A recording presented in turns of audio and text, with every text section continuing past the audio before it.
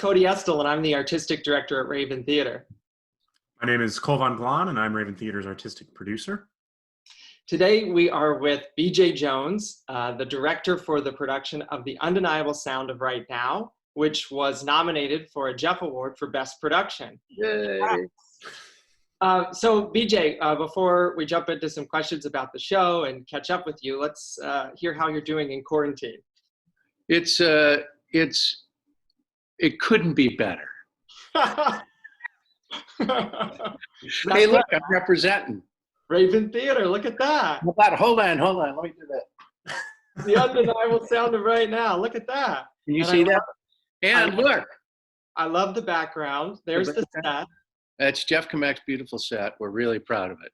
Yes, and Jeff, the scenic designer, is also nominated for a Jeff Award for Best Scenic Design. So that's fantastic. As well he should be. Absolutely. That set was amazing. It was amazing. And, you know, our friends, first of all, I think Northlight contributed to some of that stuff because we've done our fair share of bar plays. Yeah. And also Cole is to be congratulated because he was your production manager who helped put that glorious piece together. And then the folks across the street. Yeah, at Fritzy's Bar. Fritzy's Bar were also very collaborative and supportive. Yeah, they helped us with bottles and more stools and whatnot. For those of you who don't know, though, BJ is also the artistic director at Northlight. So we were very fortunate that he was able to do his day job and come direct a play for us. So this is hilarious to me. So I remember, I was thinking about this. So Cody, I remember when you called me to offer me the job and you said, you know, you're the perfect guy for this job. And, you know, it's set in the 90s. And during the indie movement, the rock indie movement in Chicago, and Laura Eason, you know, who wrote the play, wonderful writer and person. And she was very much involved because she belonged to a band as well that played at Lounge Acts.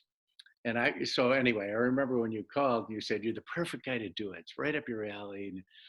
And I'm thinking to myself, how young does Cody actually think I am?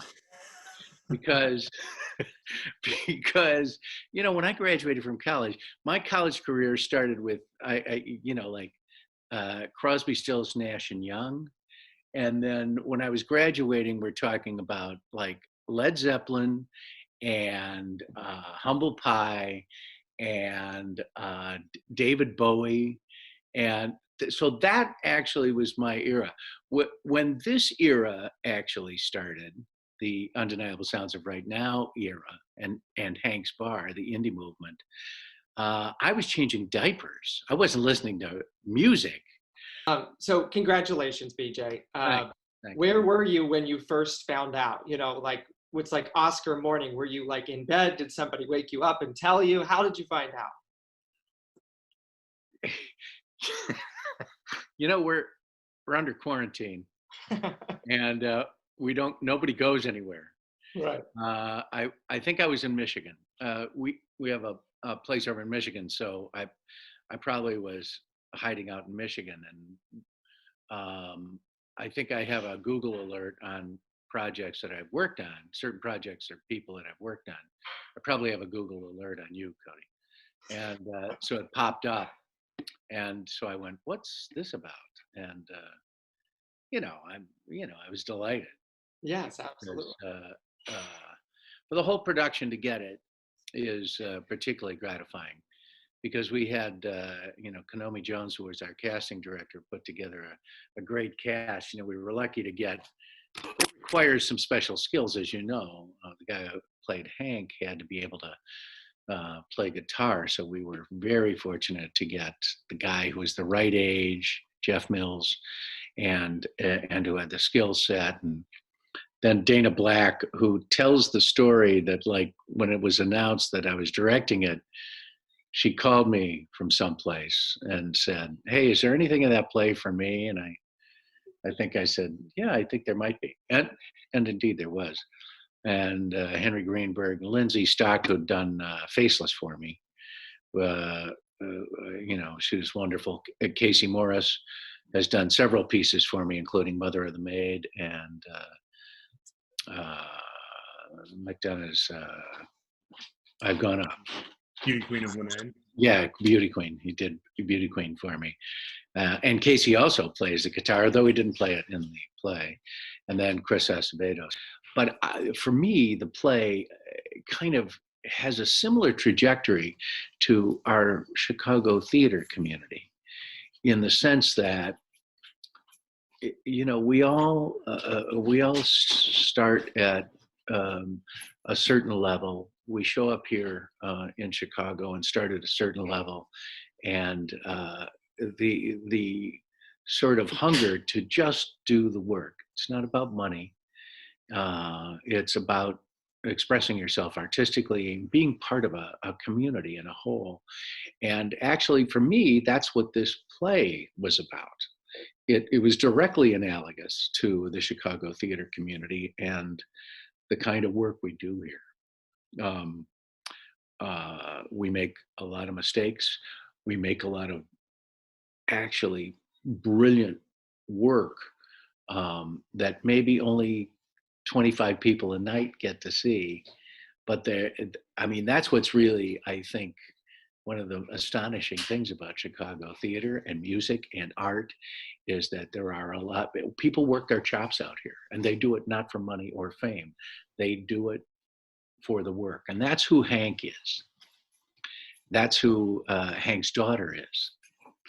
It's the lunch bucket, blue collar mentality of the Chicago artistic community, whether that be music or theater or art, or performance or comedy. If you're just doing stand-up for 12 people at 1 o'clock in the morning in some seedy bar, what you're doing is creating your truth. And so that's what the play was about for me. I think that came across. Well, you talked a little bit in there, BJ, about sort of how all of these elements came together in this production to tell that kind of core story of the Chicago art scene and how it came about. Could you just describe maybe a moment in conversation with designers or actors or Laura or anybody else on the team where you started bringing people together to tell that core of the story? Well, like always, we all start with images, and Jeff's kind of a genius, so you don't have to feed him too much. He's off to the races. And so we knew the kind of bar we were talking about. I started with a bunch of pictures, and I think, Cole, you set us up with a Dropbox. So I sent a bunch of pictures from the old lounge acts and a bunch of other Chicago scenes. But again, all I said was, just go across the street, check it out. I know that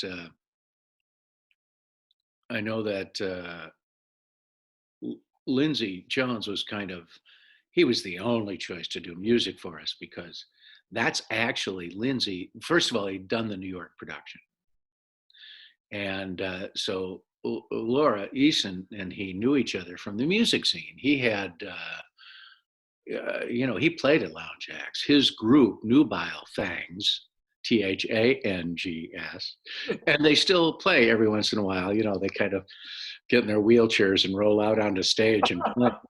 But he was the only guy because he knew the genre and better than I did, and so he was the right guy to inspire us in terms of the music. And then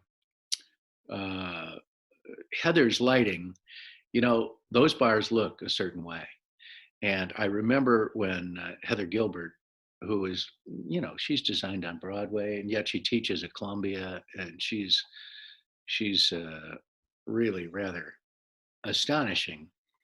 And when I walked in and saw how she was shooting the lighting through the front windows of Hank's, but you get the sense she really knew how to. That really looks like a bar on Milwaukee Avenue. That Heather probably hung out in the 90s. Well, yeah, precisely. Then Izumi, she always does, and she's done a lot of shows for me, as you know, Cody, and I think she's done shows for you, but she does such extensive research. She's the costume designer. Costume designer. I just had a great team, a team of people that I've worked with before, and people that I love. And then there are people, there was, I didn't know Jeff Mills. He teaches at DePaul. I didn't know Jeff Mills, but what a loving, supportive, collaborative human. They all are. When you have the right people in the room who are open and hungry and collaborative and listen to each other and want to express their truth, and it's glorious. I started cutting out of my day job earlier and earlier to get to come on over and sort of sit in that bar. Don't worry, we won't tell on you. It's too late now. They know. But so there's a moment in the play where Jeff Mills comes out and he has to, rip out an amazing number on a guitar. Can you talk a little bit about what the rehearsal process was for that? So Jeff had already started working on some of his own, including a little snatch of Purple Haze by Jimi Hendrix. And so he put those together, and I think ours might have been a little more extended than the previous New York production, because it was something that, and it was in that kind of shadowed 4 o'clock in the morning light.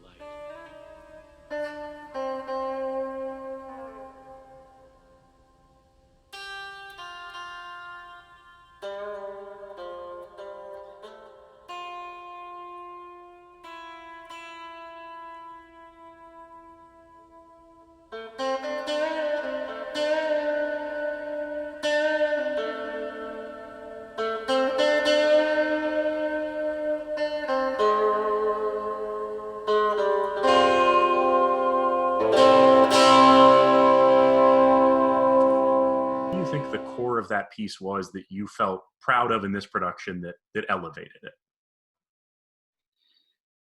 it? It just felt like Chicago. Felt honest, right? But yes, but also it just felt like something that had the musk of our community in it.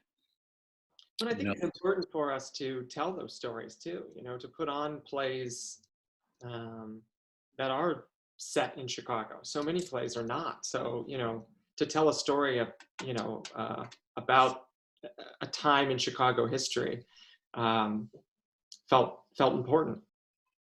It's also a family story, really. It's a father-daughter story. That's the part of the story of Hank and his daughter. That inspiration, that the torch was passed, in its way. It wasn't Hank's way, but it was a way in which Lindsay's character grabbed on and said, I need to express myself in a way. That's the other part of this play that I think is important, that I believe in strongly. And that is, Hank wasn't interested in, he could play the guitar, and they said he was a pretty good guitarist. But that's not what he was interested in. What he was interested in was empowering other artists and holding the door open for them. I think that's a very Chicago thing. BJ, thank you so much for joining Cole and I today. For those of you who want to watch the Jeff Awards, they are on June 8th, and they will be live streamed. So, no worries about wearing your Versace out or anything like that. You can just sit at home in your PJs. So thank you so much for joining us. And we hope to have you back at Raven again soon. I'd love that. Thanks, BJ. Good seeing you.